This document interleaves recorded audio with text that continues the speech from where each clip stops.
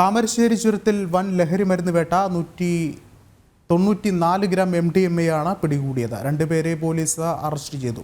ഫവാസ്, ജാസിൽ എന്നിവരെയാണ് police arrest ചെയ്തിട്ടുള്ളത്.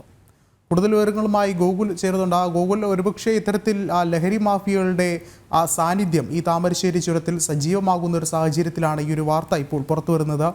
എങ്ങനെ നോക്കിക്കാണാം? താമരശ്ശേരി കേന്ദ്രീകരിച്ച് വലിയ തോതിലുള്ള ഈ ലഹരി മരുന്ന് കടത്തും വിൽപ്പനയും ഒക്കെ ഉണ്ടായിരുന്നു. ഇതിപ്പോ മൈസൂരിൽ നിന്ന് ചില്ലറ വിൽപ്പനക്കായി എത്തിച്ച MDMA ആണ് താമരശ്ശേരി 8ാം വളവിൽ നിന്ന് എക്സൈസ് കമ്മീഷണറുടെ നേതൃത്വത്തിൽ പിടികൂടിയിട്ടുള്ളത്. രണ്ടുപേരെയാണ് അറസ്റ്റ് ചെയ്തിട്ടുള്ളത്. കൊയിലാണ്ടിയിലെ ബാലുശ്ശേരിയിൽ പുള്ളാണിക്കൽ വീട്ടിൽ ജാസിൽ P, മുക്കം ദേശത്ത് നായാട്ടുകുതുമൽ വീട്ടിൽ ഫവാസ് എന്നിവരെയാണ് അറസ്റ്റ് ചെയ്തത്. ഈ എക്സൈസ് സംഘത്തിന് ലഭിച്ച രഹസ്യ വിവരത്തിന്റെ അന്വേഷണത്തിൽ പരിശോധന നടത്തുന്നതിനിടെയാണ് ഇരുവരും പിടിയിലായിട്ടുള്ളത്.